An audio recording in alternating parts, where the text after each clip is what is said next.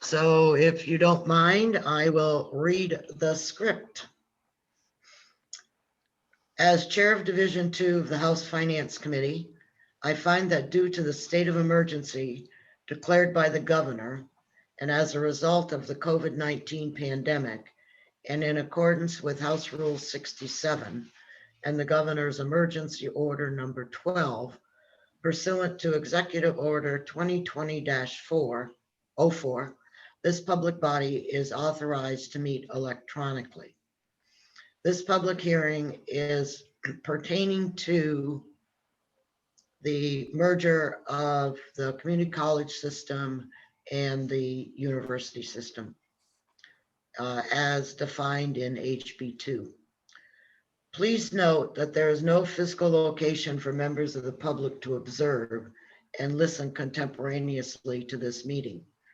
However, in accordance with the emergency order, I am confirming that all members of the committee and select legislative staff have the ability to communicate contemporaneously during this meeting through the Zoom electronic meeting platform, and the public has access to contemporaneously listen and, if necessary, participate in this meeting by the Zoom platform or by telephone.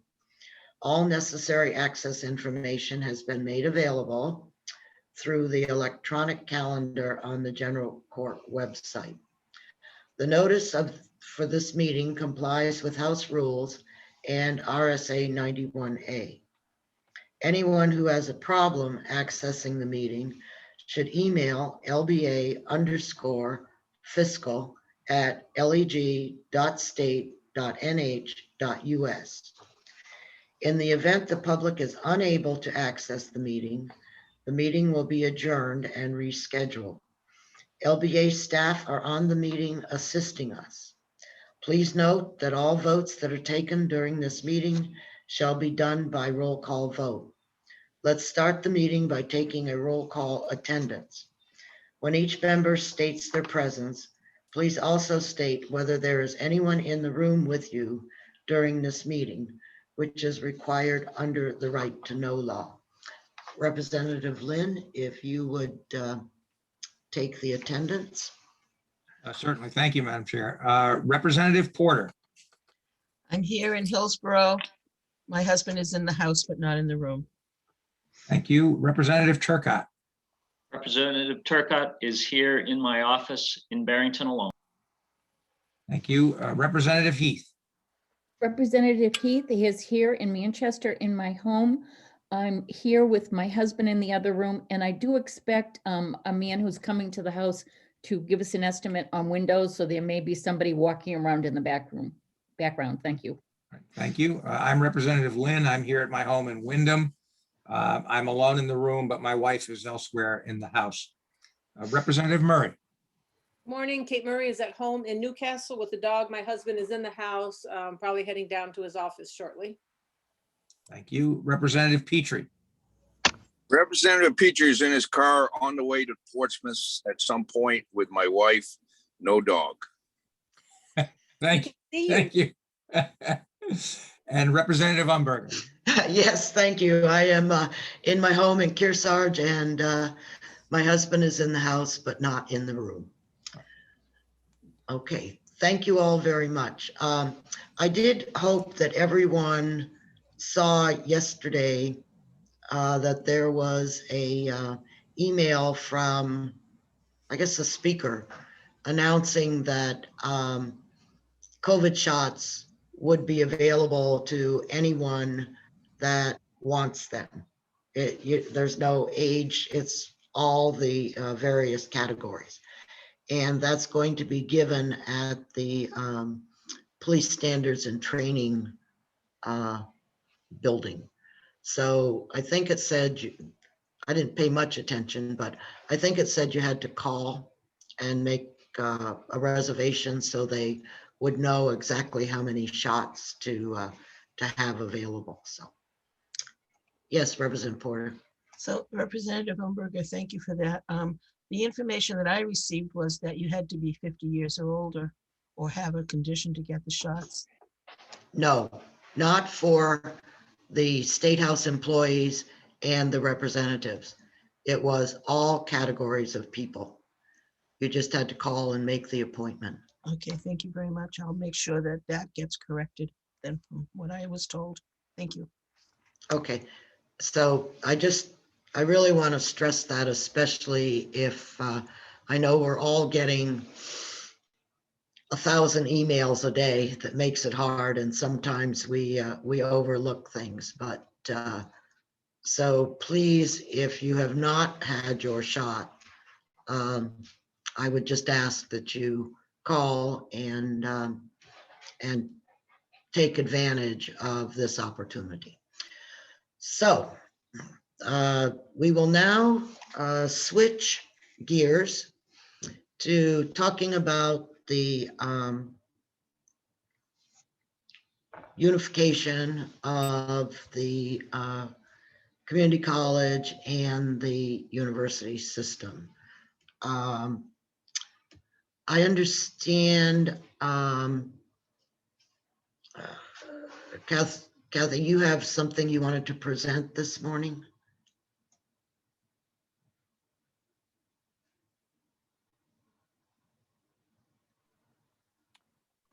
Sorry, I hit the wrong button.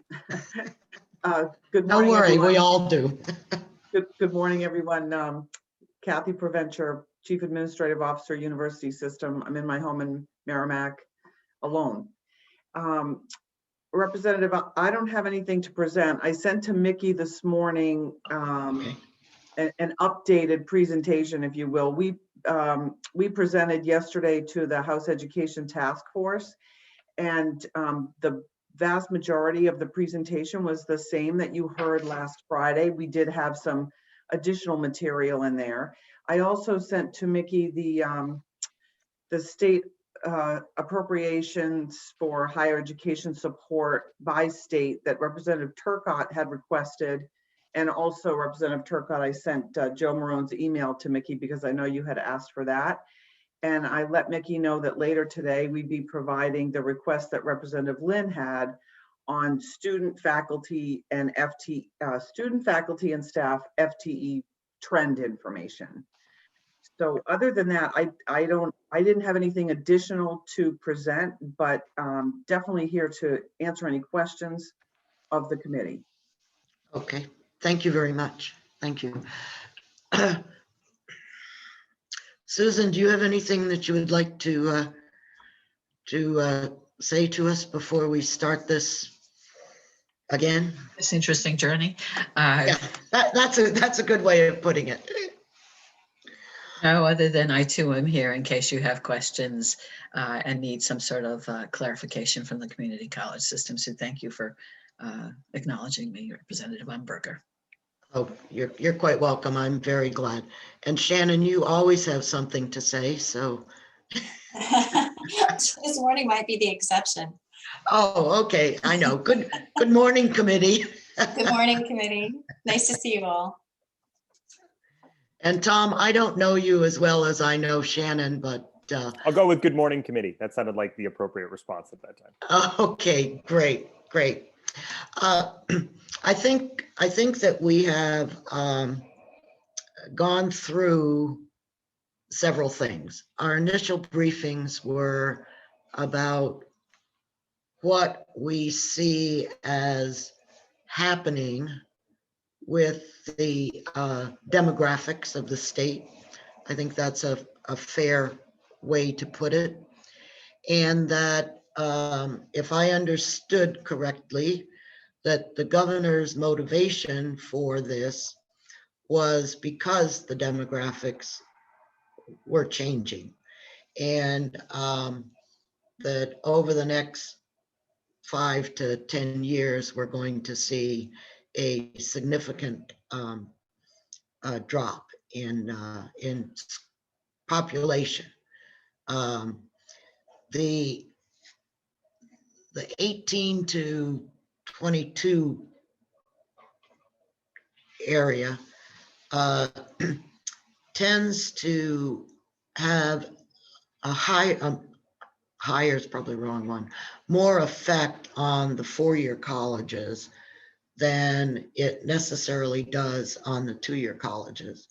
Although the two-year colleges do have a lot of children, young adults, I guess I better call them, young adults that enter into the two-year college right out of high school.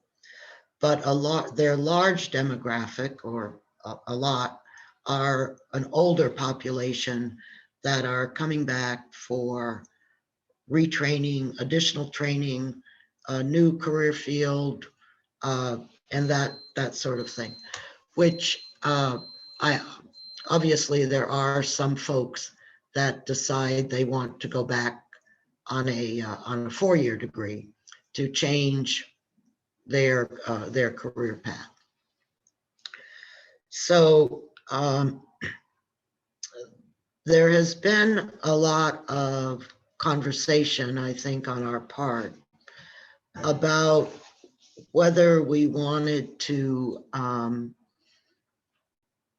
form this new group of trustees to provide, to look at and to come back to the legislature next year with a proposal on the unification. And I need to stress, I guess, that as the legislature obviously has a thumbs up or thumbs down opportunity, not this year, but next year. And I know that the time frames are pretty tight. And I think the governor said that they had to be back like 31 December or something along that line, sometime anyhow, later on in this year. And so we all know that the Senate doesn't have the same hard deadlines as the House does. We also know that we can get approval to introduce in the House, introduce legislation after the deadlines. And so I think that's something we all have to keep in mind, that the deadlines of, for the House will probably be sometime in early November. And I would be surprised if the trustees were able to finalize all of that by early November. That's just Karen Umberger's thought process. Unfortunately, I have in my past life worked on significant reorganizations, and it's always tough. I think the other thing that many people are concerned about, and I'm just going to say it outright, is that the community college, from their perspective, is concerned about being consumed by the university system. And I believe that the governor was particularly had foresight, because the new trustees are made up of 5 current trustees from the university system and 5 current trustees from the community college, and then 5 trustees that he will that he will appoint. So I think that we all recognize that these 15 people are going to have a lot of work to do. I mean, a significant amount of work to do, because what I saw from information dealing with other mergers of this kind, it was never done from the perspective of the university and the community college. It was kind of just, well, let's get a group together and do this. And so I think that that's a different, we are embarking on a different kind of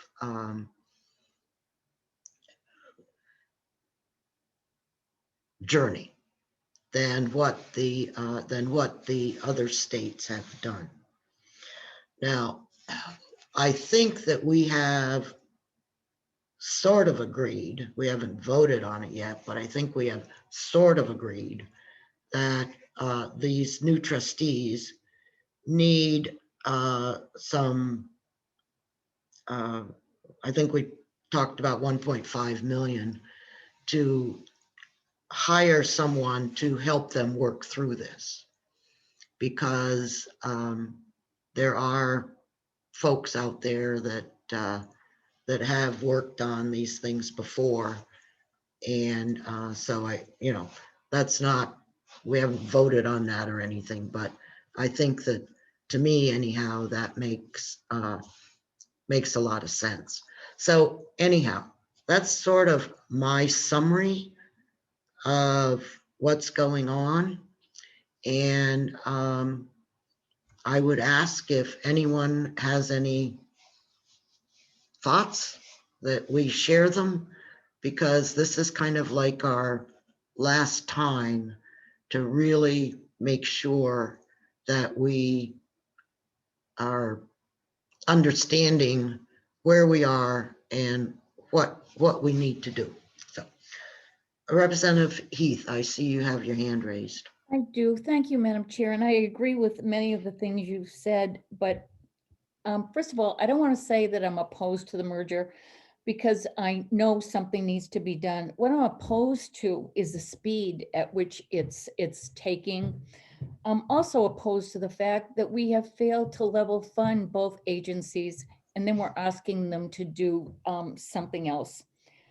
I would prefer to see a slowdown and not necessarily name a combined board immediately, but to convene a group and begin the process and have them come back with some recommendations.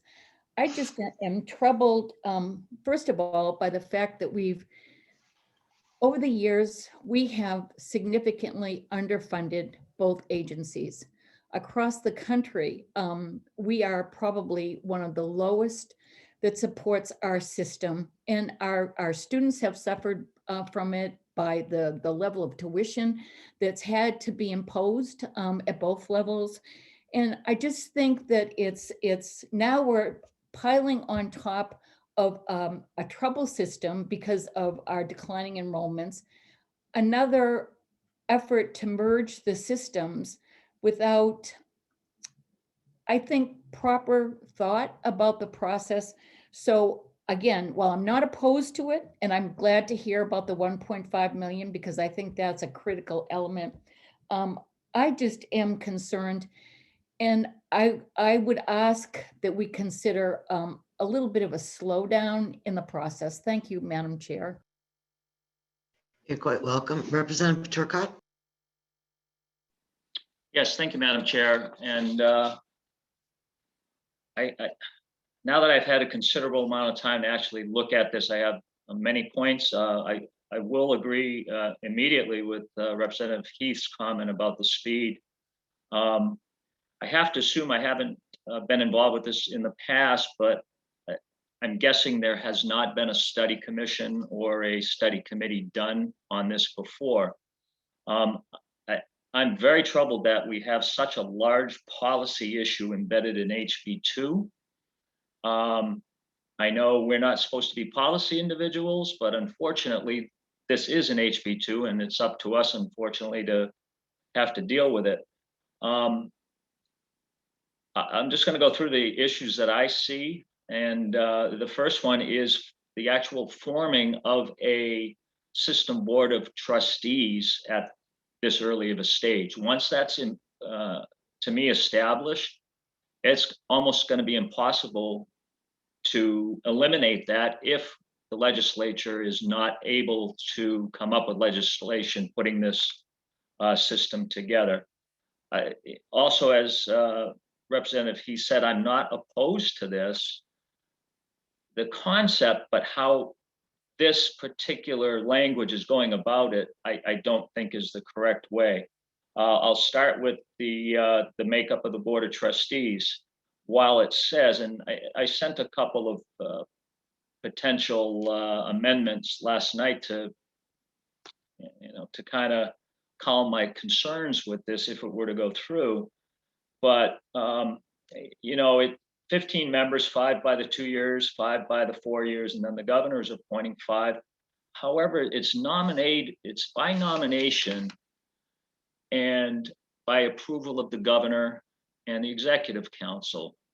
In my opinion, if we're forming a board of trustees, we can't have a veto power on the 2-year college nominees, and we can't have a veto college on the UNH nominees. Those should be put there.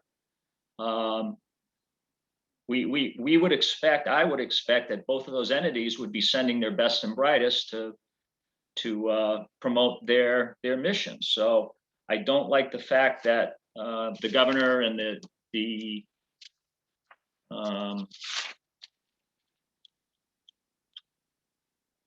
executive council would have to approve of those individuals. And just to be clear for everybody, it would actually be a 23-member board because there's also the ex officio members that also get voting, who are voting members. The other thing was failure to, I do also see this as the timeline as being very short. I just don't, having been involved with, as Representative Umberger has said, I've been involved with some mergers of airlines and seniority systems and all that stuff. And I can tell you it's not as, and different collective bargaining agreements, merging all that together is not an easy event. I've been involved with those and it's not easy. And there's years and years of lawsuits and all kinds of stuff. But the January 22 date to recommend legislation, that's all and good, but there's nothing in here that would say, okay, what happens if that legislation is not approved? And to me, if it's not approved, one of the amendments I sent in was that if it's not approved, then you would have to dissolve the entire chapter 188.1, this whole new chapter, in order to eliminate the Board of Trustees, which goes back to my original point of, I believe this really needs to be a commission or study, probably a commission. I'm not sure the difference really between the levels, but this needs to have more thought, more planning, and to just go in and develop a 15-member board of trustees to me seems extremely premature.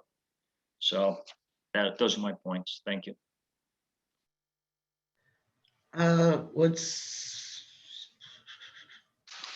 Okay, Representative Murray.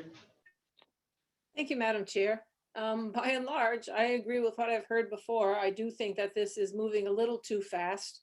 I don't have a problem with these 15 people or however many it is convening to do preliminary work. I think that coming from people from the community college or from the university, some of them are working on some of these issues already.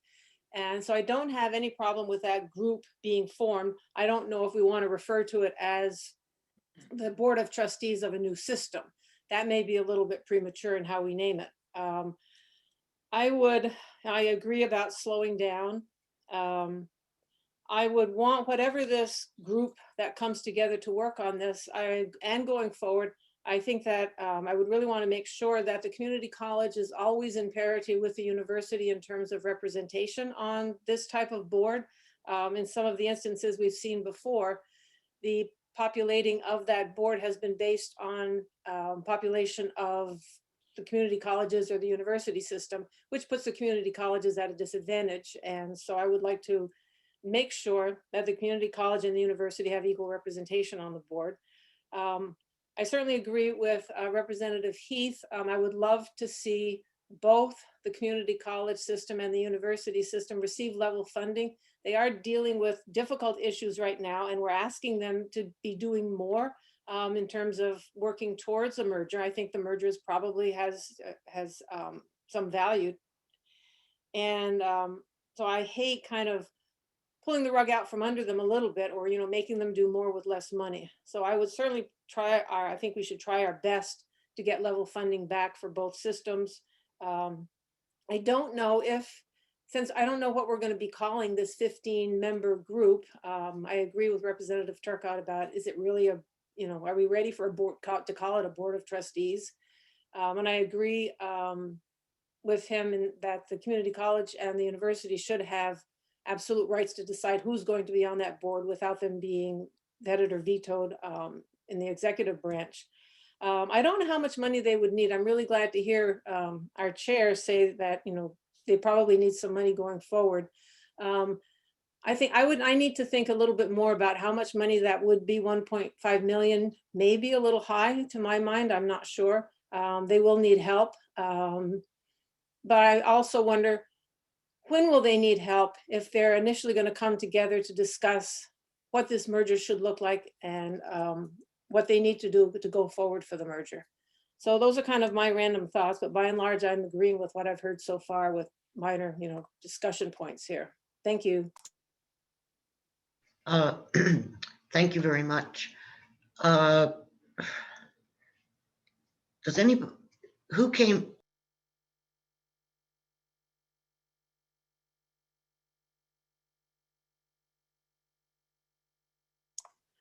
Ma'am, you muted yourself. Muted, Karen. Oh, I'm sorry. Kathy, did you come up with the 1.5 or did we? Both the community college and the university system submitted a joint fiscal note with a range of $1 million to $1.5 million. That was based on Susan Hewitt and I had a call with the director of the New England Board of Higher Education and work that had been done in Maine and Vermont and Connecticut. And I had also spoken with a consulting group that specializes in higher education across the country. And so that range of $1 million to $1.5 million came from those discussions. Albeit, I'll admit it is an estimate, but that's how we came up with it. Thank you. Does that help, Representative Murray? Yes, thank you. Representative Porter? Thank you, Madam Chair. I want to agree with the things that I've been hearing. I just have 2 points. One, I really think it's important that we consider level funding both systems while they're going through this. And the second point I'm a little confused on, the $1 million to $1.5 million that we just talked about. Would there be money available for a commission, a preliminary commission to hire someone to help them? Or would that only be available if it's an official board of directors? Do you understand what or board of trustees rather? Okay. I think an informal group, a commission, would also need support to get this done, such as the School Funding Commission last year hired someone to help them do the work. And I think that would be important if we go that way to make sure there is funding for such a commission to get help. Whatever happens, that money will be out there. I think, obviously we will put the money in. And we're getting it off Mary's tree. But anyhow, so yes. Representative Turcotte. Thank you, Madam Chair. My first speech. Yeah, excuse me just a second. We've had some talk about level funding is that what is proposed for this year? Is that what I'm understanding?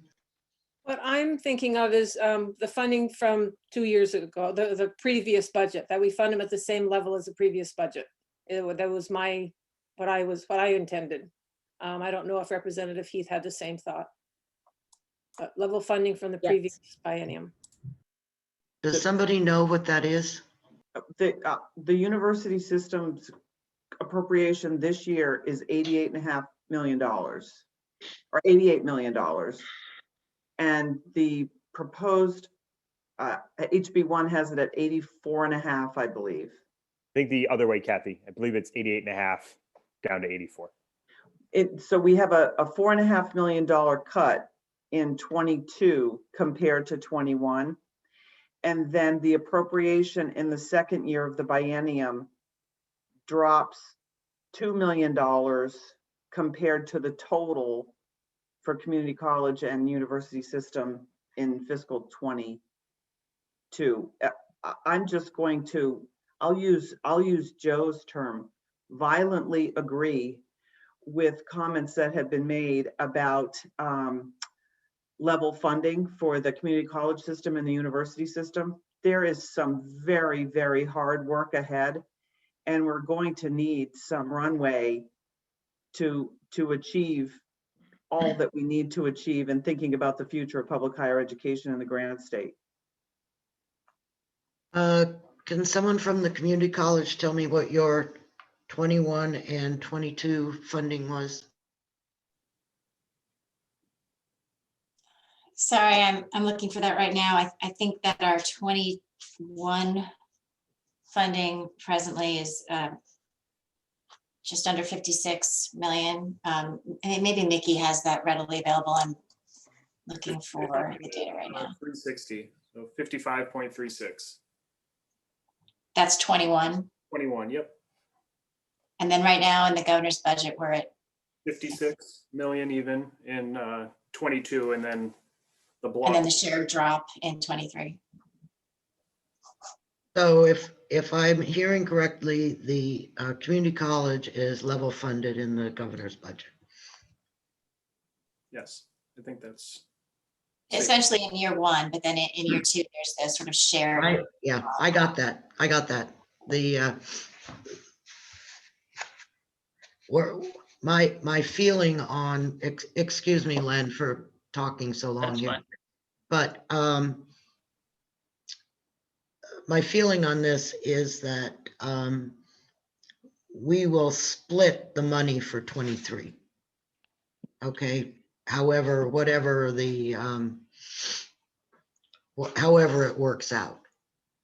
So that we, that way, if this whole thing falls apart, then we still have the line item in the budget for both the community college and the university system.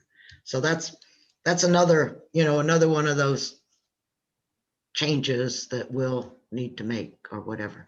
Okay, Representative Turcott, I'm sorry, I didn't want to let the level funding business go by without trying for all of us to understand, because this is money that we're going to have to find. Understood. I'm not going to speak about the money issue.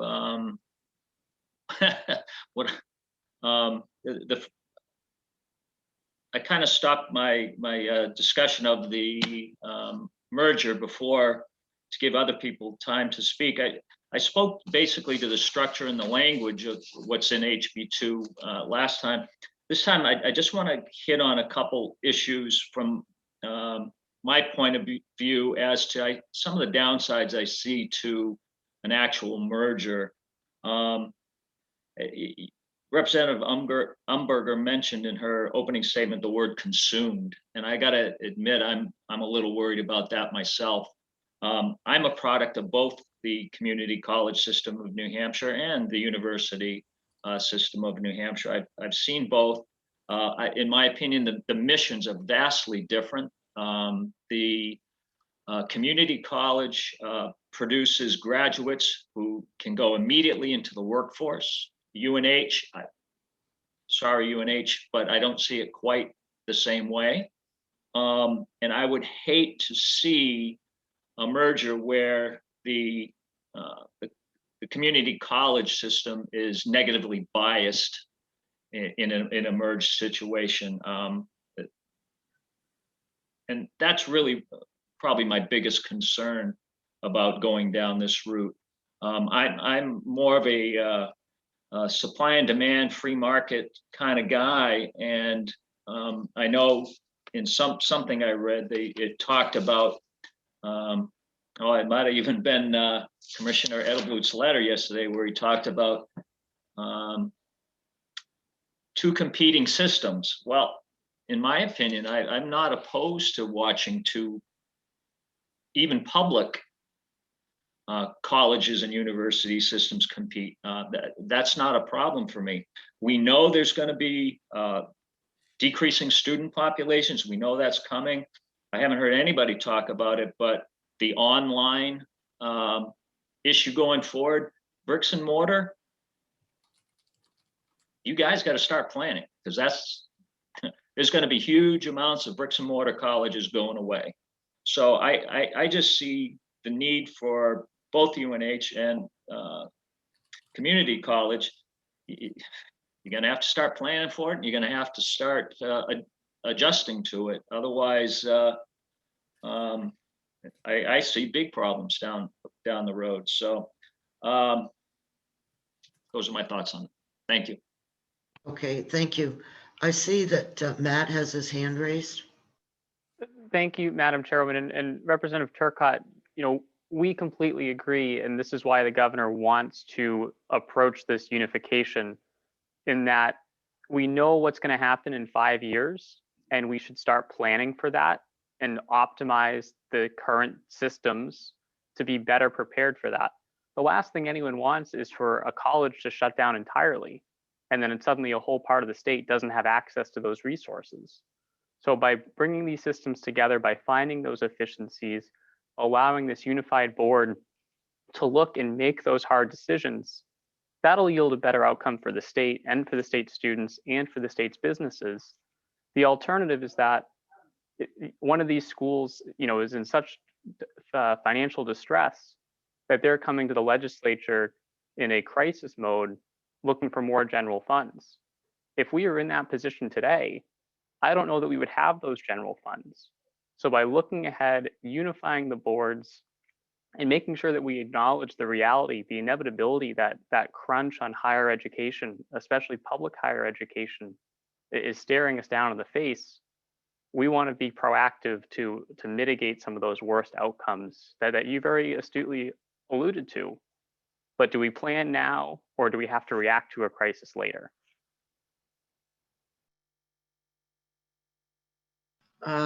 Kathy, you have a comment? I do. Thank you, Madam Chair.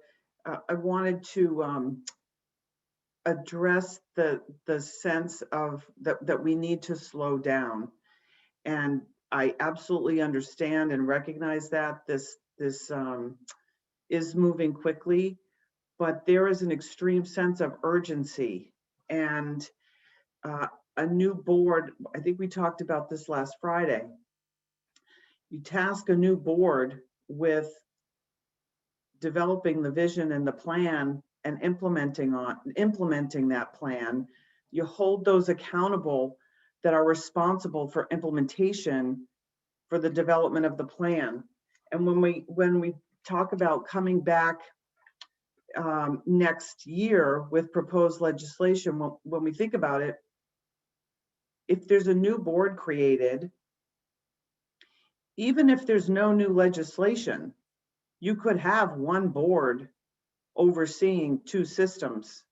Now, I don't agree that that's the optimal state, but you'd have one governance, we'd at least have one governance structure to facilitate to your point, Representative Turcott, the planning of what we're going to need to do in the future. We are planning for that, the bricks and mortar and all of that, but we have two systems of public higher education that absolutely have different missions, but could work better together to plan on what the future holds. Thank you. Susan, you have a comment? Do. I appreciate hearing the representatives' points of view, and I wholeheartedly agree with the notion that there's more planning that needs to go into this discussion, a whole discussion about what the mission of this new board would be. Given the comments that I've heard, I think of the Coordinating Council for Higher Education in the state of Maine. Is it possible to put together a group of people? That particular board consists of the board chairs and the chief executives of the 3 major public higher ed systems, and charge that board with some of the things that you've been talking about, looking for an increase in the work that has already begun with the Synergies Committee. I so very appreciate that many of you have a good sense of what the priorities are for both systems, but in my case, I'm rather prejudiced and think about the community college system. So thank you for that. While there is absolutely a level of urgency, the community college system does not see this crisis in the same way. Many of the slides that have been provided come from 2 books written by Nathan Graw, who's a demographer. This most recent one that's come out speaks about the Agile College, and he sees 2 kinds of colleges that have major opportunities in this current environment. One set are the elites, the Harvards and so on of the world, but the other set are the community colleges. And it really gets to the point that, yes, the number of people who are graduating from high school in that, those 18-year-olds, that group is absolutely diminishing. But there still are many people within the state of New Hampshire, in fact, close to 70% of who is served by the community colleges, who are in fact outside of that traditional 18 to 22-year-old. And I think back to actually time before I was in the state of New Hampshire, when New Hampshire began to lead in the area of information technology and the number of people who came into the state at that point. I'm certain that given all of the planning that's happening within our colleges, but more importantly within our businesses, is in fact going to bring in more people. Well, those people that come in are in fact the people who are served, whether it's a short-term credential or a longer-term certificate or degree, by the community college. While I'm speaking, I want to take a slight left turn, if I may, Representative Umberger, and absolutely. This is your time. Well, thank you. I appreciate that. Our executive committee voted a couple of days ago to proceed with our chancellor's search. I'm going to try to retire again. This will be my 3rd time, and I'm fortunate this is not baseball. But we absolutely in the community college system need a leader. And so our board had a whole debate about whether it should be a permanent appointment or it should be an interim. And where the board came to is a permanent appointment, but with only a 2-year contract. Because when we read the legislation, we can see that this new entity would not be fully operational until July 2023. So I wanted you to hear that. I was frankly surprised when we talked with the search committee, company about this. And the individual said, Susan, it's a great pool. There's more than 66 candidates. Of whom they've qualified about 3 dozen as really being well qualified, exceptional people. They have been communicating with the whole pool, and people have come back and said, a 2-year experience would be a very legitimate experience on their resume. So I'm actually optimistic that we're going to be able to find my successor as somebody. Granted, things have changed. If we were looking for a chancellor a couple of years ago, we wouldn't be adding the conversation about potential merger and so on. But I wanted you to hear that from me. I wanted you to know that we're taking this bill very seriously. We're not in any way thumbing our noses, but we are acknowledging the system nature of the community colleges, that we have a situation where the chancellor leads the president's report to the chancellor reports to the board, and we need to continue that. So thank you. Well, thank you. That was very interesting news. Do they have any idea how long this is going to take? I know you've done quite a bit of work. We have. So at this point, we have the pool of candidates. What's happening this week is that the company is reaching out and explaining. And so we're on track to identify somebody by the beginning of June at the latest, so that this individual would be, coming into the position sometime in the month of July, I would estimate. Thank you very much. Mhm. Representative Turcott, you have your hand up? I do, thank you.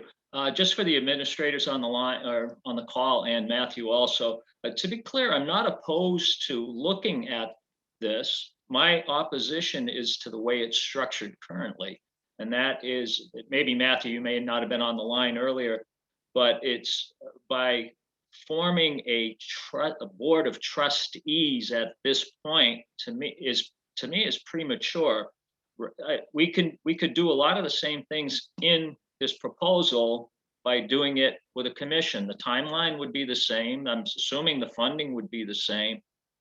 My big problem is once you get this board of trustees in there, and if nothing, no legislation is passed, other than dissolving the entire chapter, how do you get rid of that board of trustees and go back to the two separate entities if that's the will of the membership, the legislature?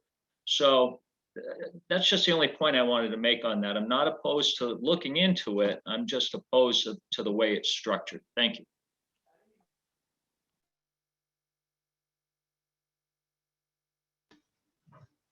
Yeah, sorry, Kathy, you haven't been elected yet, but there's hope for the future. No. Just following up on Susan's comments, let's remember that 18 to 22-year-olds turn into 24 to 30-year-olds. So while the demographics drop, that flows through. So just to make that point, that it's not, the community college system isn't immune from the demographic drop, that maybe it's delayed a couple of years, maybe, but just to make that point. One more comment, I completely understand and appreciate the sentiment that again, we need to slow this down. A study commission, in all likelihood, the work won't start until the study commission issues a report and it's deliberated by the legislature. There wouldn't be a start to the work, if you will, I don't believe, under two separate governance structures until the complete. So we're probably delaying the start of the work another 6 to 12 months.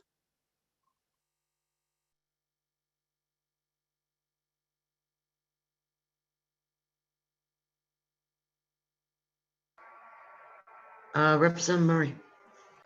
Thank you, Madam Chair. I don't know where exactly to direct this, possibly to Kathy.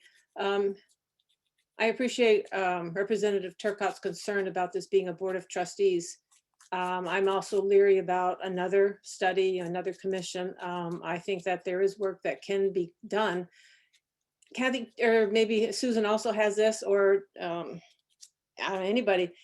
Is there another way of describing this entity that maintains the appropriate representation and can get the work done, but addresses Representative Turcott's concerns?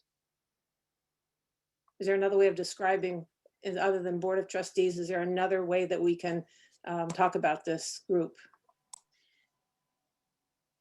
Go ahead, Susan, I'm sorry. Thank you. Yeah, and that's why I'm suggesting that this committee think about a coordinating council. I'm so hesitant to speak because I don't want to turn this into the community colleges says this and the university system says this, and we put you in the middle. That is not going to be helpful for our state if we end up in that kind of a position. I'm suggesting a coordinating council, which is effectively the synergies group on steroids. There's nothing to say that the first priority of a coordinating council consisting of people from both sides and various independent people couldn't start from the place of, we want a more efficient organization. We want a stronger combination of the community college and the university system. And we, and I suspect the university system, are going to continue to work on being more efficient, more effective with how we use the resources that we have. I was able to detail last time I spoke with you our work on shared services and shared programs, and our cost cutting on the administrative side. We do have the advantage of the community colleges. When we've got more students, we grow more faculty and staff. When we've got fewer, we fold up our tent, and we'll continue to respond in that way. So, and if what this body says is the two groups need to get together and do much more planning on what it would, what's the most feasible answer for the state, then we can do that with a little bit more of a reasonable timeline, and create something that has teeth to look at this. I really appreciate Representative Turcotte's comments about not creating a brand new board and then having to potentially go back to original boards. We're coming out of a pandemic. I have to tell you that the community college board is essential to the health of our community college system right now. We have representatives from all of the major industries. We are anticipating, major grant opportunities coming from the federal government. Frankly, we need those people to help us to respond not only to the opportunities within our state, but the funding that's becoming available to us. When the community colleges had the TACT grants during the Obama administration, that is what totally built not only the advanced manufacturing sector within the community college and brought it up to the current standards without a cost to our state. But that's also what built cybersecurity, what built the non-credit side. They were very, very helpful funds that gave us that step forward. So while we're talking about the state, I also don't want us to lose the opportunities that are manifesting themselves right now, given the current federal administration. Yes, Tom, you have your hand up. Thank you, Madam Chairman. If I just want to perhaps follow up on one point Susan had just made. So again, I think you know where the university system stands generally on the proposal, but in the event that the committee is moving towards potentially appointing some kind of overarching commission, one point that we do think would be important is the idea of teeth, as Susan suggested. And one thing the committee could perhaps consider is looking at the governor's framework and essentially putting an effective date on that framework out some number of months, perhaps, right? So that ultimately law is going to force this transition to happen in a way that doesn't allow a study committee to do work and essentially through the legislative process, have this drag out longer and longer. If the committee were to pass something that says, yes, there will be a coordinating committee, however we want to call it, however, on X set date, sometime in the future, perhaps it isn't the end of this current fiscal year as the governor's proposal is, but maybe it's 6 months after that, or however that what the governor's proposed does go into effect. So that could be stopped by legislative action, but it actually would make it so that the momentum is going forward absent you all stepping in legislatively to stop it. So there would be sort of that release valve if things were not going as you all had hoped and others had hoped, but it takes more work to do that as opposed to just letting time pass and then it happens, if you understand what I'm saying. Thank you. Representative Turcotte? Yeah, I think to Tom, your point, combining your point with Susan's, I like the idea of the coordinated council. I mean, honestly, you could insert the words coordinated council on line 15 at the very beginning of this chapter 188. You know, make the changes within it so everything is synced up with that name, and a few minor changes, and you get this. You have the same animal. Only, again, my biggest concern is when you get to the end of this, if the legislature goes thumbs down on it, you don't have to nix an entire 15-member university system board of trustees, you know. So to me, I see that as the logical solution. Okay, Kathy. I think Tom, the second part of Tom's comment was include something in there that there will be a board formed at X date, that you'd have a coordinating council and then a board would be formed at some 3 or 6 months later, and then the legislature could unravel that in the next session, but not to leave out the concept of a new board is going to be formed. I think you could put language in there that would say the intent of the coordinating council is to create a board without actually saying one shall be created. Again, I see a problem anytime you put something that says there shall be a board. If the legislature determines that's not the way they want to go, I don't see why you put that in there.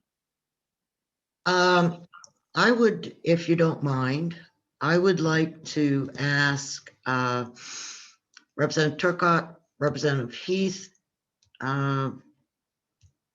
Representative Murray, and Representative Porter, who seem to be on this side of slowing down a little bit or changing, to put something together for us to look at on Monday.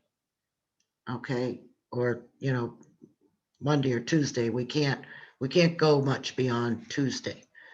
I mean, I've listened to all of the comments, and I respect your position, and so we need to move forward with something, with whatever it is that you're thinking about, so that we can.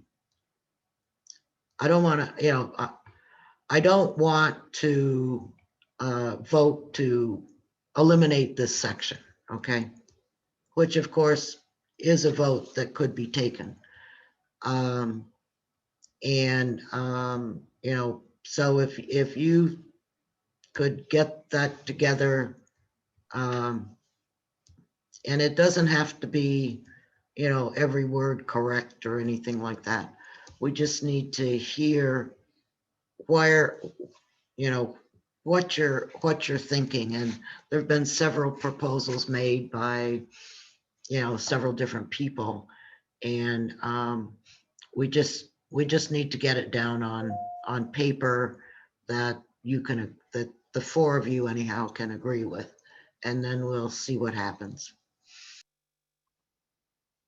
Representative Turcott.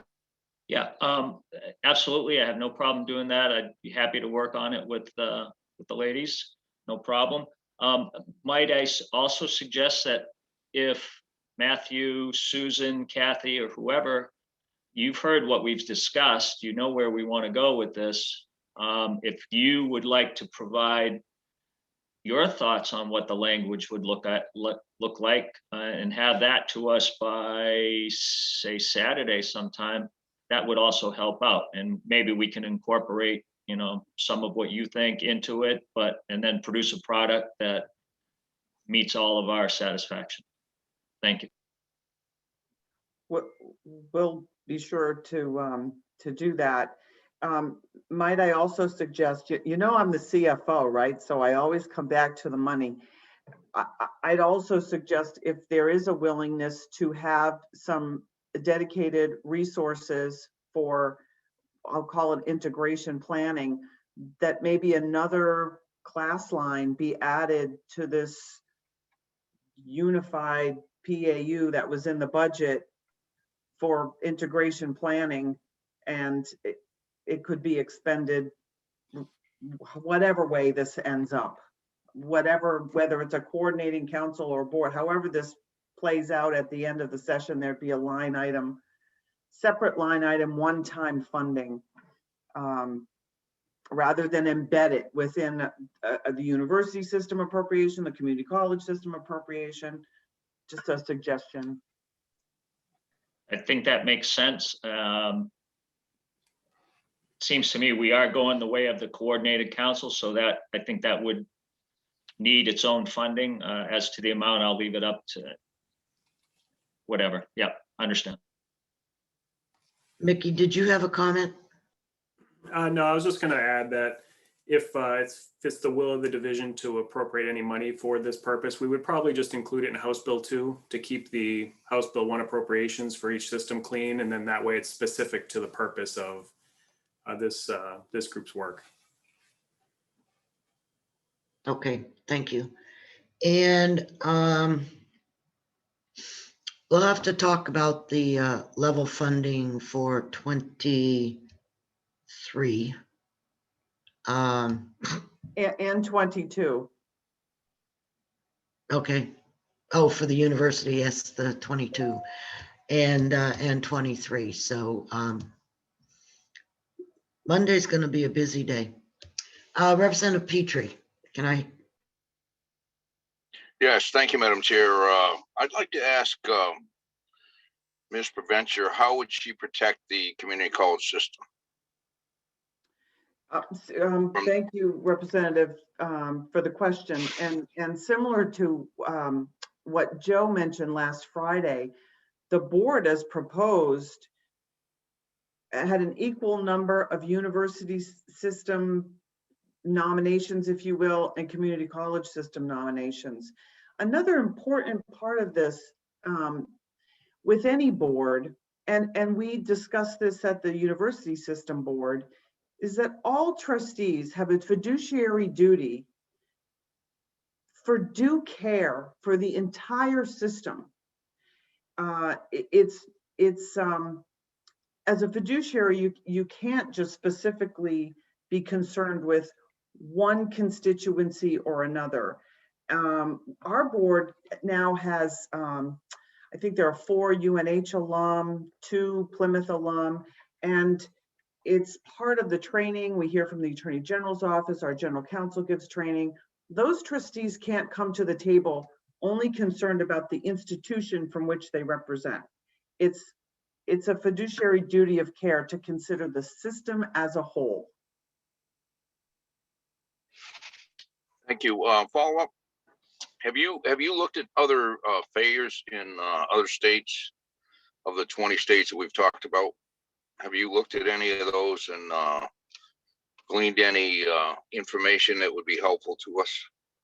I think that the NCHEMS report that the community college system provided to Division II with the challenges and pitfalls that have been experienced in Connecticut and Alaska and Minnesota, it provides a really, in my opinion, a good roadmap on the issues we need to avoid in planning what's best for public higher education in New Hampshire. There's a keen awareness on, I think, on the part of the community college system and the university system of the important missions of both systems and the benefits that those bring to all Granite Staters, employers, students, families.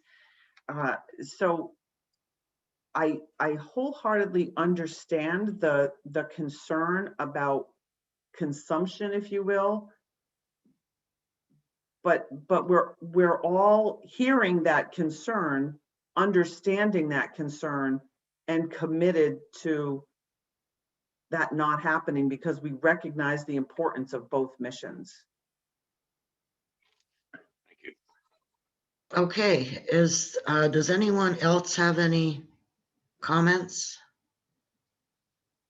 Okay, seeing none, I would like to take a 5-minute break if we could, and come back and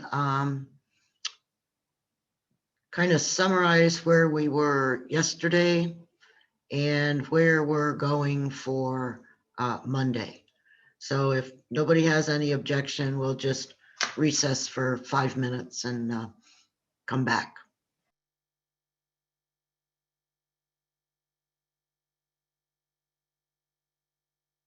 Okay, thank you very much.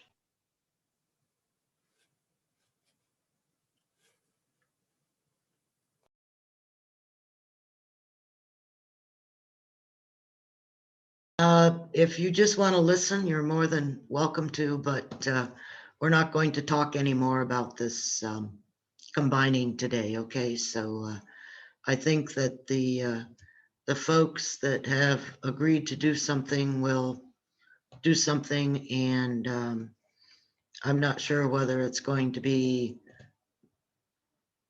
Monday or Tuesday, but it'll be one of those days. So, and I'll let you know as soon as I see whatever comes out from this group. So, okay. So Thank you. go Thank you ahead. very much. Thank you. Thank you. Goodbye. Good luck. Yeah, good luck. Thank you. Have a nice weekend, everybody. Oh, it's Thursday. Have a night. Take Friday. I'll give you Friday off. How's You too. okay. All right. So, Mickey, I think you are up to discuss exactly where we are and what kinds of things that we can maybe vote on Monday. If I know Mary, Representative Heath is not going to be available, but there may be some things that she would agree with us, and we could at least get those out of the way on Monday. So, okay, go ahead, please. Sure. So everyone should have received the documents that I sent last night, which were updated with the committee's recommended votes from yesterday's session. As far as any straight up budget decisions at this point, there's really nothing outstanding that doesn't affect either highway or general funds. So I know there's been some members considering some amendments to bring forward for another work session. And what I'm envisioning, I'm going to try once again to share my screen here. I know we struggled with this last time.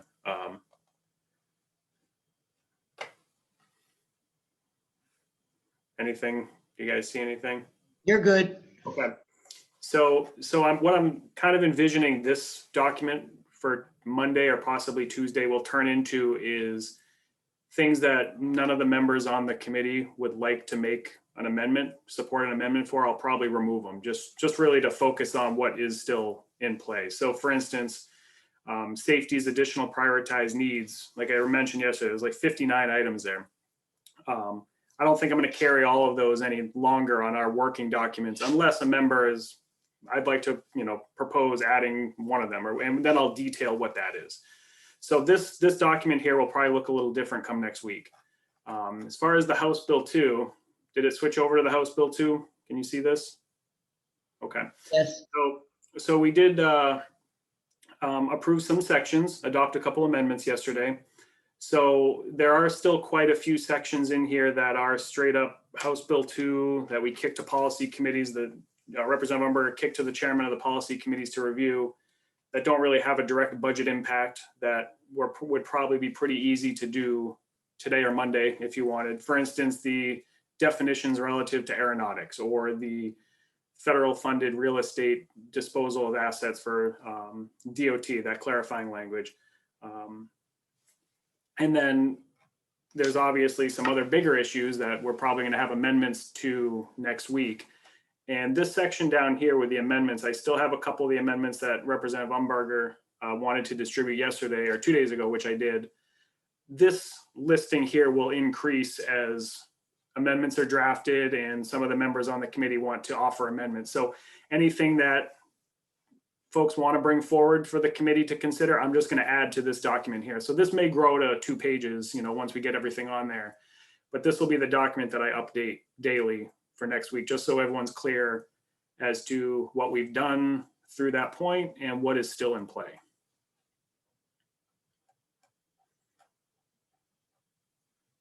Are there any, I'm sorry, Representative Heath, if you would, go ahead.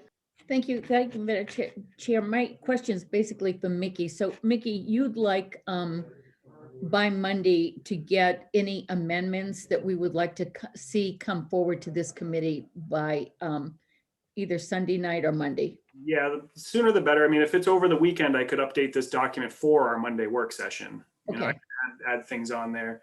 right. Understanding maybe an amendment gets worked on and doesn't get added till Monday, and then I can do it for Tuesday. But I'm just thinking it could get tricky if we wanted to discuss and bring forward an amendment that I don't have through me and it's not on here. Now you're talking about another document on it, so in a perfect world, everything the committee is going to work on, we could at least have on one central document, just so we're all clear as to kind of what is possibly going to be discussed on a given day. Okay, thank you. So, Mickey, these don't have to be finalized amendments, correct? I'll try to get them drafted if I can, but if it's just a Word document someone types up or just a concept and we want to at least discuss it on a work session day, then I can go back and officially adopt an amendment, with a number and everything, and we can handle that. If it's a super simple thing, like, the committee wants to delete the section relative to the liability for obstruction for injury on a highway, you can make a motion and tell me to do that. I don't have to draft an amendment that delete, so we can kind of play it by ear, and it's really up to you, Representative Umberger, how you want to handle that kind of stuff moving forward. For me to keep everything straight, make sure nothing falls through the cracks, this system kind of works, and it's worked in the past too, so. Yeah, no, this is good. I just want to make sure that we all understand what our expectations are for Monday. So that we can, really move forward. And Representative Heath, if there is anything on these 2 pages that you agree with, would you mind just sending me a quick email that Yes. says, that way we can at least get those things off the list on Monday, although you won't be here. Okay, thank you, Madam Chair. It may be that I might ask to get someone to sit in my place just in case. Madam Chair, thank you. Okay, that's fine. It doesn't, I just don't want us to have so much to do that, I understand. yeah. Yeah. I'm not, I just think it would be better. And again, I'm not looking on Monday to take up any of the hard things, so to speak. It would just be the relatively easy things that we could all sort of agree with. Okay, Representative Turcott. Yes, thank you, Madam Chair. Is there any reason that we could not knock out some of these that are on here now? I think Mickey had mentioned like the definitions, unmanned aircraft, and some of these easy ones. Is that the intent? Well, I think that's what, the problem is I don't have my clerk. Okay, he left because he had something else he needed to do. And so I would rather have the clerk here to record the votes, and I don't think it won't take that long. Representative Porter? Thank you, Madam Chair. That was basically what I was going to ask. Can we at least look over those sections to see what they are? So when it does come to a vote, we just vote. I don't remember any. I was not here when anything was discussed about aeronautic definitions or disposal of federally funded real estate. So I'd just like to know what those issues are, if we have them and that kind of stuff. Aeronautics thing was basically discussed yesterday. That was the extent of it. It was just that concurring that it needs to stay in there. That was all. Okay. Representative Petrie, did you have your hand up? Yes, I did, Madam Chair, but Representative Turcott asked the same question. Thank you. Okay, so if we could, let's just look at HB2, okay? And then we'll go on to HB1. The first one was free and reduced meal eligibility for adequacy. And I think until we hear from the DOE on Monday, that I don't want to pursue that at this point. The Public School Infrastructure Fund. Oh, that was a transfer of the Public School Infrastructure Fund to the Education Trust Fund. It's in there now, right, Mickey? It's in the bill now, transferring $15 million per year from the Education Trust Fund to the Public School Infrastructure Fund. Okay, but the Public School Infrastructure Fund is not currently in the Education Trust Fund? No, it's a separate and distinct fund. So this would just move $15 million from the ETF to the Public School Infrastructure Fund for its purposes. Okay. All right. I'm not ready to handle that one yet because we've got several issues that we need to look at. Okay, obviously, the next one we're going to pass over. All right, 61, the liability for obstruction or injury to the highway. This is that civil liability thing that we talked about, and this was the argument of prospective or retrospective. And we heard from the highway people that the reason they needed this is because of things that go on during the winter. And so they need to be able to finalize their insurance claim after the fact. Representative Turcott?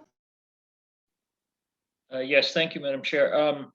The only question I had on that, I wasn't here for that presentation. On line 28, the section 3, had you all discussed the impact of retrospectively versus prospectively?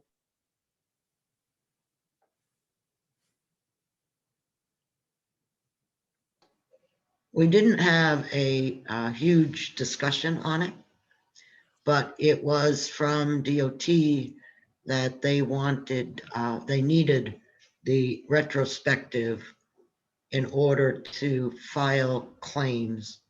And they've been having some difficulty with that because of the current language in the law. However, if you would like someone to come and speak to that, we can do that. The only reason I asked it says retrospectively, but it doesn't say how far back retrospectively. So I was just kind of curious as to, how far they are looking at doing that. That would be my only concern. Okay, Mickey, can you call over to DOT and ask them that question? I can, and I did also reach out to OLS to get their 2 cents on retrospectively, and it is, and what they told me is highly unusual to have retrospectively appear in RSA. in most cases that they did find the term retrospectively, it explicitly said shall not be applied retrospectively. So I can share that tidbit of information that I got from the drafting attorneys, but I can also reach out to DOT to get a further information about their perspective of this. Okay, did I send out the comments from judicial? I'm not sure. I know I saw it, but I'm not sure if it went to the whole division. Okay, I see people shaking their heads, so I will find that someplace on my computer and send it out, what they had to say.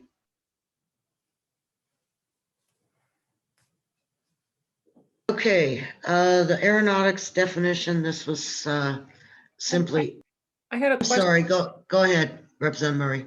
Thank you. I just have a note in the margins here. There's a Senate Bill 131, which apparently is pertaining to this. Do we know any more about that? Or Mickey, am I right about Senate Bill 131? I can check the status of that bill and to see if it. It's 134, what I wrote down. Let me see. I remember they're saying they're trying to update the statute to match their practice. And is 134 attempting to do that?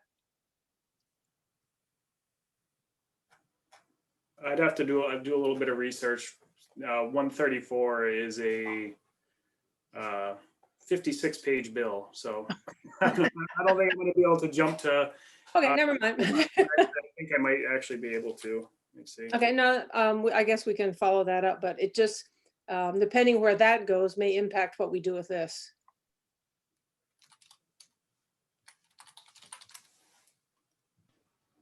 Okay, all right. Let's see. The next one is, we didn't have any problem with aeronautics. Okay, good. Bridge appropriation lapse to the highway fund. Anybody have a problem there? Okay, the body worn dash camera fund. I think we agreed that we were not going to provide any additional funds to safety for that, but that they could take some money out of the fund to pay for a position. And they came back with a position that was going to be roughly 74,000 a year. And I suggested that it would only be the first year, the way the fund is set up. The Attorney General and the safety guy have to come up with rules and whatever they're going to do.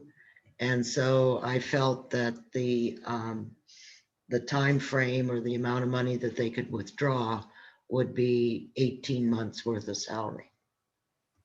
Because, right, the fund goes away at the end of the biennium. Mickey? I'm not sure that fund had a repeal to it. Okay. Well, anyhow, we'll sort that out. And but we didn't want, we're not in a position where we can add positions. I think that's the bottom line there. When you say add positions, you mean with additional money? Yeah. And I think it was like you said, a concept is to establish a position to administer this, but it could be charged to the fund. So that way it's still $1 million total. Safety's just charging some admin to the fund Right. Whatever works in that area.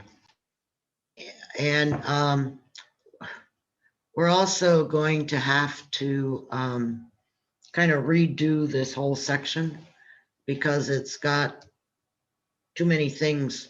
It goes from A to B to C, and A and C should go together and B should be someplace else. So I think Mickey's got that on his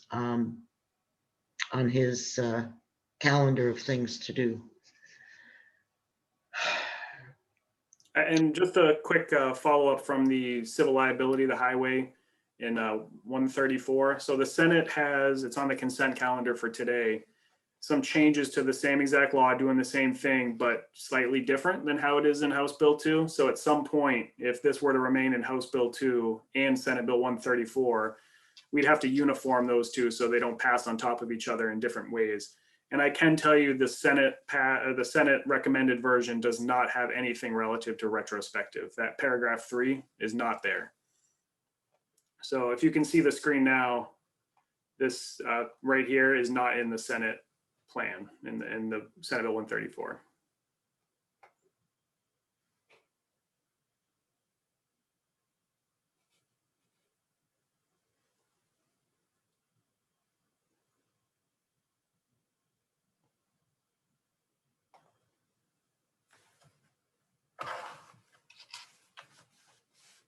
You're on mute, Representative.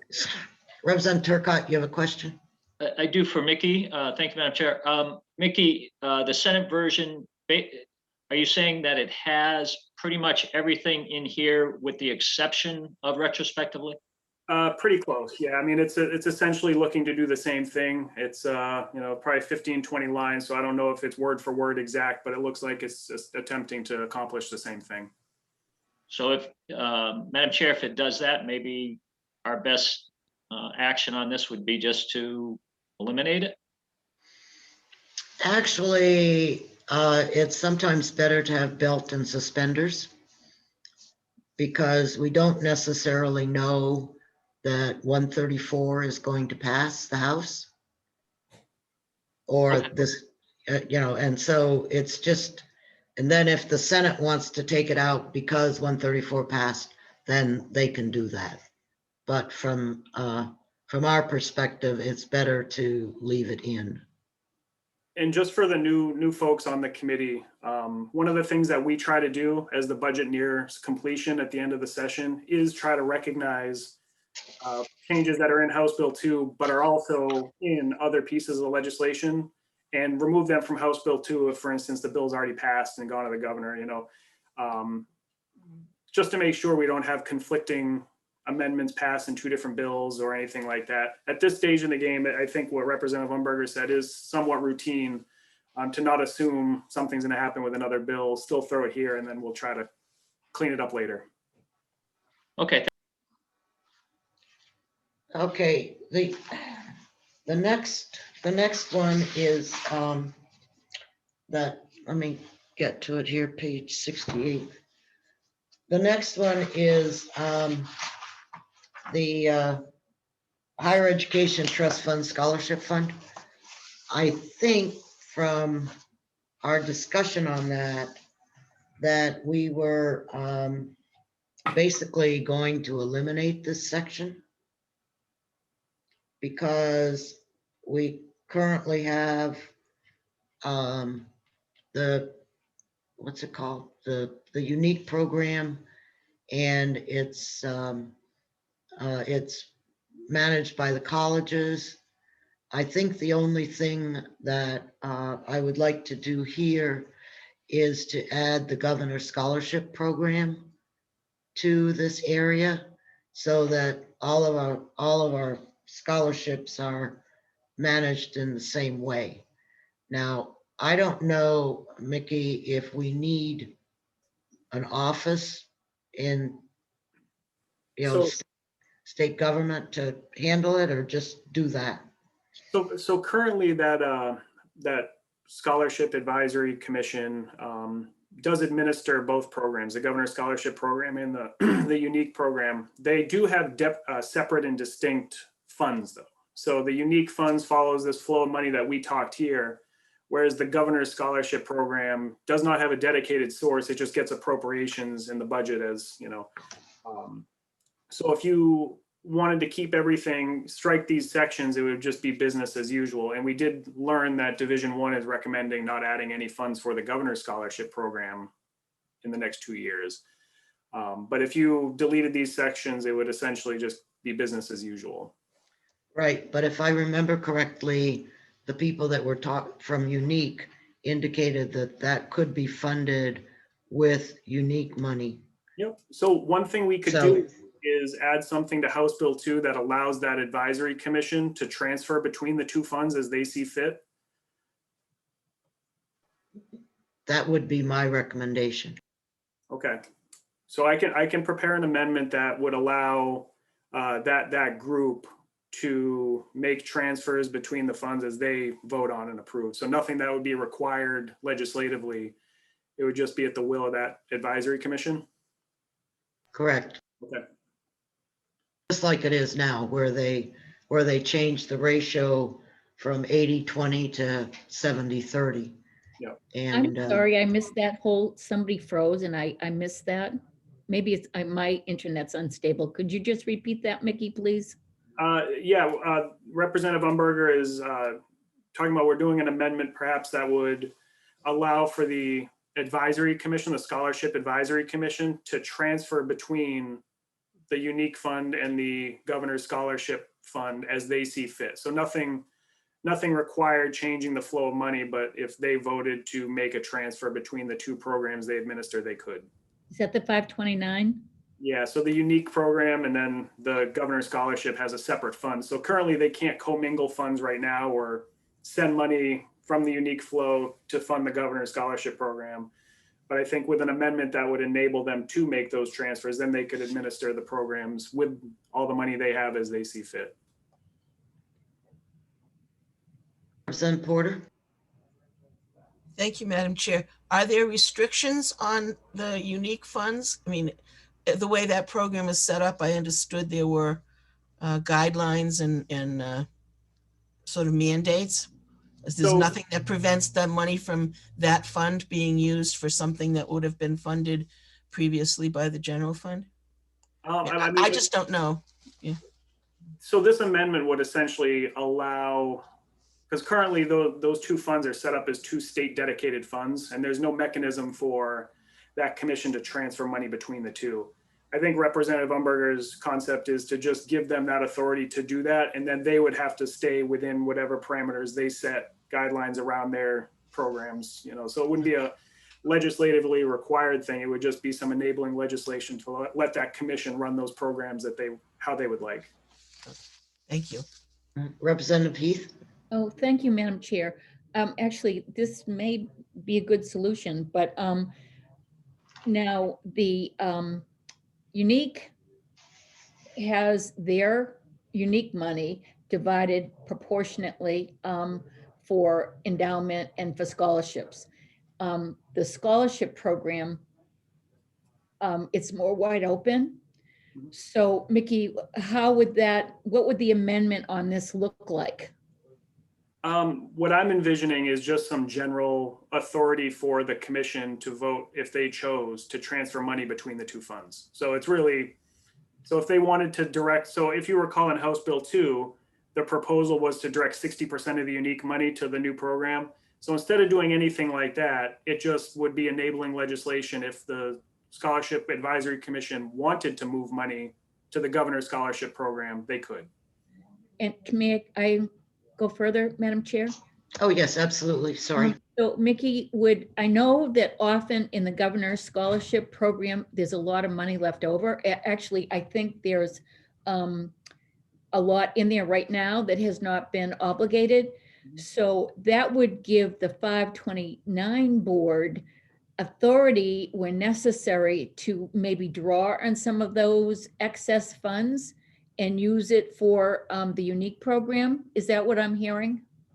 I think Representative Umberger's idea is just to allow flexibility for that commission to move money between the programs as they see fit.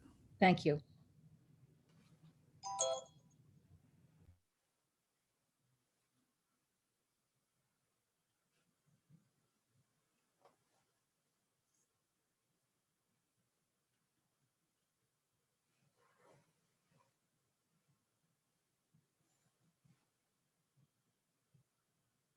Madam Chair, you're muted.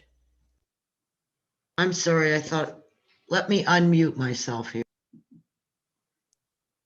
unmuted. You just muted again. There you go. Okay, now. All right. We should all have this down by now, but I guess we don't. Jeez. I had a quick question. Oh, certainly. Go ahead. Thank you. Is there anything in that language, or would this commission be able to empty one fund totally into the other fund? In the language that you're proposing, Mickey? So, yeah, I don't have any language drafted.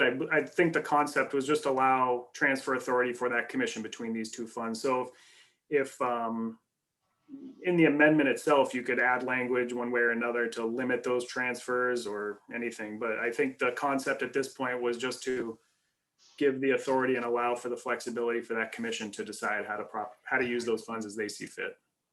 Right. Right now, the Office of Strategic Initiative is managing that program. No, it's Sorry. yeah, it used to be. That's where that program used to be, the Governor's Scholarship Program, but it is under the College Tuition Savings Plan Advisory Commission. Now, that was done 2 years ago. It slid under their administration. So that commission administers the unique program and the Governor's Scholarship Program now. Okay, and yeah, okay, thank you. All right, this.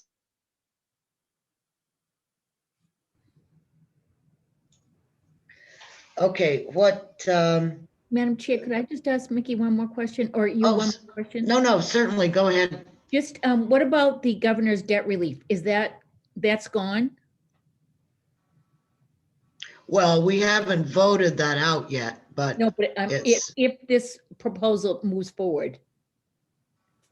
yeah, we will vote that out first. Yeah. And then we will replace it with whatever Mickey comes up with. Thank you. Okay.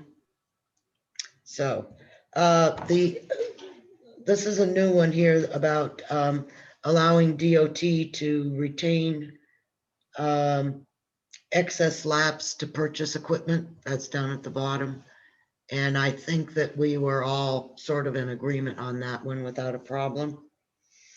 And move dual and concurrent enrollment program from DOE to the community college. Mickey, do you want to talk about that a minute? Oops, I'm sorry. Matt, you had a question? Just a question on the excess laps for DOT. I wasn't here the day that got discussed, but I'm just curious how the committee is defining excess laps. Okay, they have a lapse target right now, I believe. And so anything over that target would be considered excess. They have to meet the lapse that's there. I don't believe there's a binding lapse target. I'm just curious how this proposal would measure it, but maybe it's a separate conversation offline, Representative, just to make sure that I understand the intent. Okay, well, DOT thinks right, Mickey, that they have a target? So I think essentially the concept, Matt, is the lapse estimate on the surplus statement. So what we're carrying for the highway fund as a whole would have to be met. And then as determined, it's not going to be, it could be clearly defined. It's, lapse estimates currently are not defined in statute anywhere. If it's determined that DOT's portion of that, estimated portion of that was exceeded, any amount up to $6 million could be reappropriated back to the department. So the idea is to first make sure the highway fund overall lapse was met, but then DOT would only get back any amount above and beyond their portion, not the entire highway funds. So there is an amendment drafted, and I'm not sure if you've seen it yet, but I can make sure you get a look at that language, and any comments you have would be good. Appreciate that. Thank you, Mickey. That's all I had.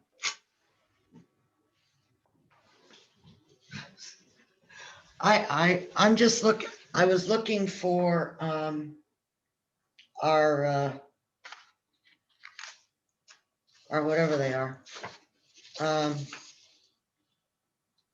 See if I can find that. This is on the SNAP, though, here's the highway fund. This one, this is an old, oh no, this is as of March 1st. I've got the language up now, Representative Umberger. Okay, If just so everyone's clear on how this draft's worded. mhm.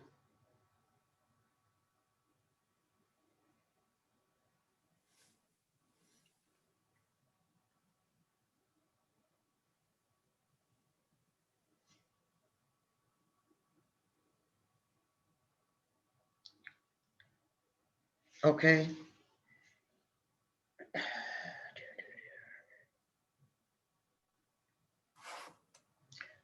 So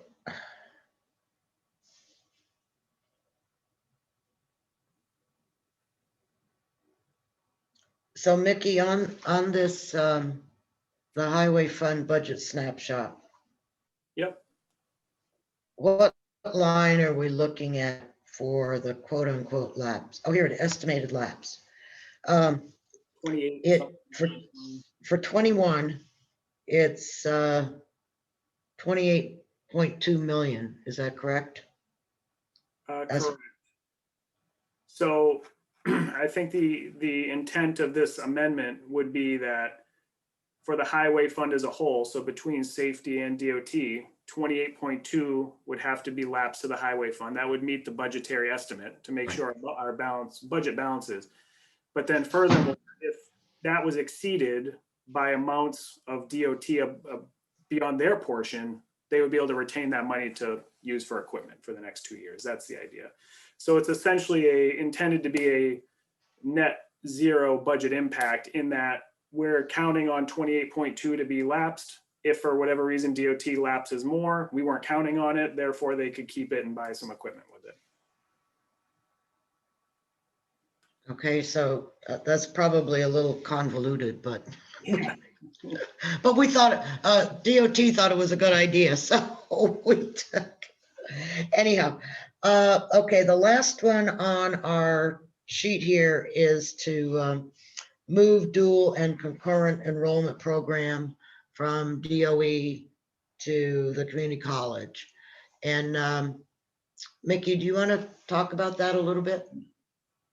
I don't have a whole lot to add necessarily. It's something that's come up. DOE gets the appropriation and have for the last couple budgets for this program and pays the community college system relative to students who are participating in the dual and concurrent enrollment.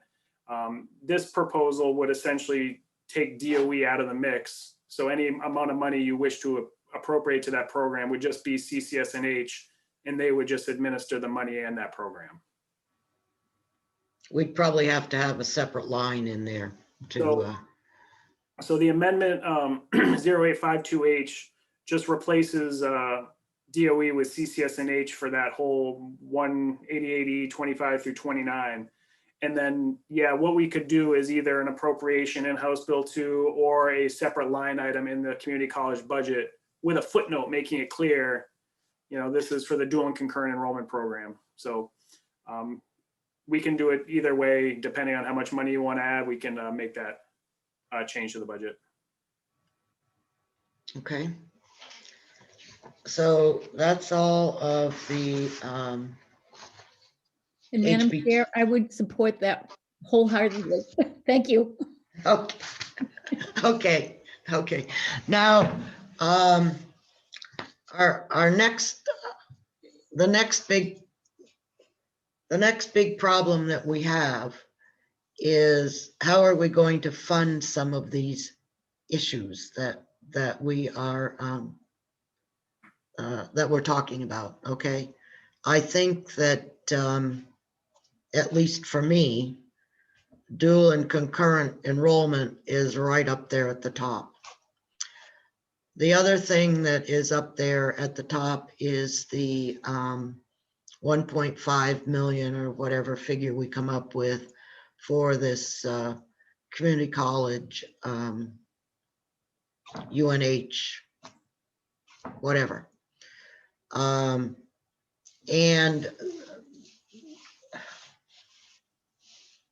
I had, yeah, those are my top two things, okay? When we look at quote unquote money that is available within the education trust fund, the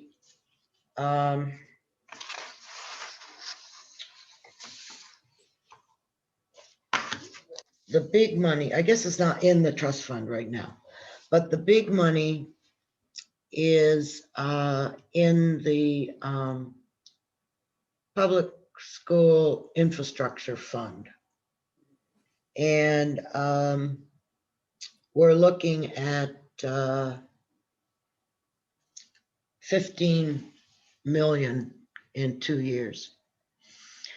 And it's my understanding from a conversation we had yesterday that most of the things that would come into the public school infrastructure area will be able to be spent with the 350 million that are coming from the federal government. Okay, so and again, that discussion will be for Monday, but I don't want to close down the program, so I would like to leave a little bit of money in here so that if a school, needs something that is in the arena of the public school infrastructure fund, that they could in fact apply for it. So I don't know what that number is, but we'll find one that makes sense. So, and I'll tell you what I'm thinking, and this was, by the way, my friend Mickey's brilliant idea. So that when we were discussing it, he suggested that we put this money into special education to, we had a bill Monday, whenever it was, that wanted to lower the special ed from 3.5 to 2.5 or whatever. And I know we're not funding the 3.5, but it might, and if we went down to the 2.5, then we wouldn't fund all of that either. But at least from my perspective, that would be something that would benefit all schools, okay, and not just a few, like the public infrastructure program is designed to do. So that's just, I don't remember what the shortfall was this year or last year for the special education 3.5. But I'm sure, that's a number we can find out relatively easy. So just, that is just sort of out there, nothing, nothing final, nothing firm, but just something to think about. Representative Heath. Madam Chair, thank you. I actually think that's a great idea, but last session, we pretty much fully funded special education aid. And it's at a percentage of 80%. So I think we did pretty well there. I don't know if we need to put that much money in. Would it be a consideration to think about taking some of that money and putting it into building aid? Because where building aid is cut short, And I know that we've got a couple of bills looking at fully funding building aid. And, or my other question is it possible to use some of that funding to go into the dual enrollment? And I don't know if that's a possibility. Yeah, of course it is. Okay, thank you. Mickey, correct me if I'm wrong, but I think the #1 project out there is like 30 million. There is a preliminary ranking list because the projects are approved in a ranking system. The first project, I think, is around 3 million. The second one's like 19. So I think I figured out like 25 million gets you maybe the top 3 projects. That's about it. But maybe we could put in 3 million. I don't, if that's the top project that's been, do we know, I probably have it here. Do we know if that is, has the voters have passed that $3 million one? I believe the note that I got on it was that it's pretty contingent on state aid. Okay, so it's been passed, but no action is taken. Or will be passed if state aid is there, then they, I can't remember the order, if it was a contingent approval already or the expectation that if the state was there, they would. Okay. Well, hopefully Amy will be able to clear that up for us. But that was my real problem, Mary, or Representative Heath, with putting money into the school building aid program. It was just so enormous. Okay. And if the whatever, we can look at the other things. And again, we'll talk about these on Monday, but probably won't do any voting on them, but just try to get a consensus of where we are. Representative Porter. Thank you, Madam Chair. I admit to being confused, so just let me ask if I understand what we're doing here. In the current budget, there's a total of $30 million for building aid, 15 million in the first year and 15 million in the second year. No, that is not for building aid. Oh, It's for the public school infrastructure fund. okay. All right. Totally different than building aid. Okay, thank you for Okay. that clarification. Yeah. So what? Yeah, just say what's in building aid is the money for the tail. And that's 20. It's 26.9 million for 22 and 24.6 million for 23. Okay, so we are talking about taking $30 million from the building infrastructure, the education infrastructure fund, removing that because that money's coming in from the feds anyway, and people will be able to have their needs met that way. Yeah, I'm not talking about taking it all, Margie. So we have a figure there that we're fiddling around with, and we're trying to decide where to put it. Yeah, that we're not fiddling around with it. We know that it will be funded someplace else. I'm sorry, Madam Chair. I don't mean to be belittling the process. I'm just trying to get my numb mind to understand what we're doing here. Right. So we're looking at using that money to put into perhaps special ed, perhaps Running Start, perhaps those are things we're considering. Okay. Yep. So thank you very much for helping me understand. Okay, no problem. No problem. These are why, we all try to work and think about what's going on. Mickey, I do have one other thing, and that was the amendment or the requested amendment from Representative Weiler. Yep. I can touch base with him if he wants us to bring those forward, and I can add them to our list. Yeah, I know he wants, I don't want to bring forward the 70-30 one. Yeah, that Because- one's probably not necessary anymore, Yeah. I wouldn't think. Yeah, if you remember, the committee or whatever they are wanted to be able to set those in rules, and I totally agree with that. But the other one was on something else that he said got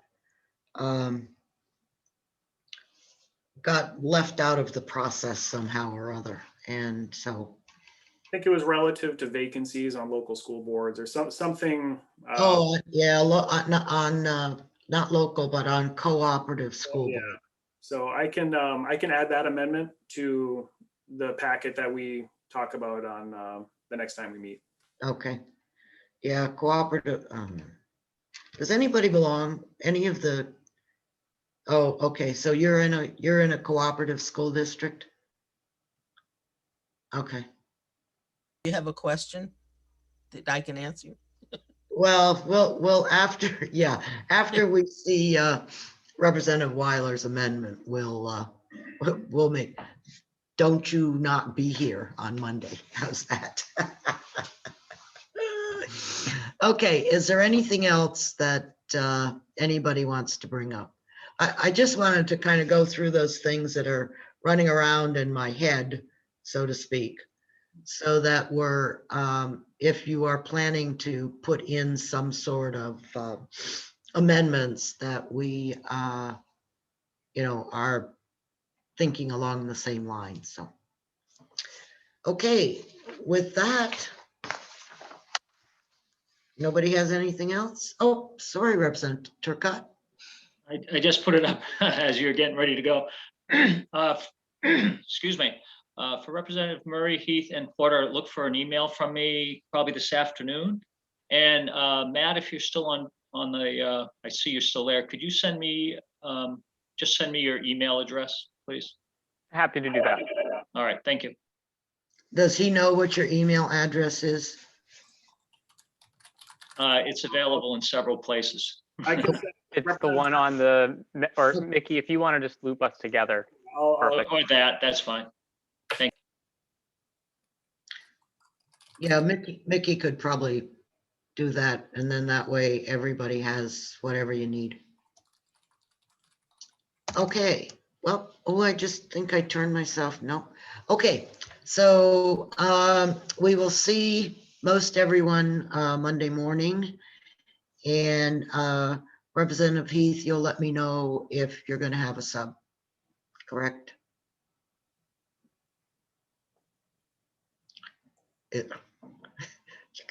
Okay, Yes, I'll do that. I'm sorry. It's just that's no music. problem. The work of the month. Yeah, so tomorrow I only have fiscal. So you guys have a day when your eyes aren't glued to the small screen. And we'll see you on Monday. So take care, and we'll see you.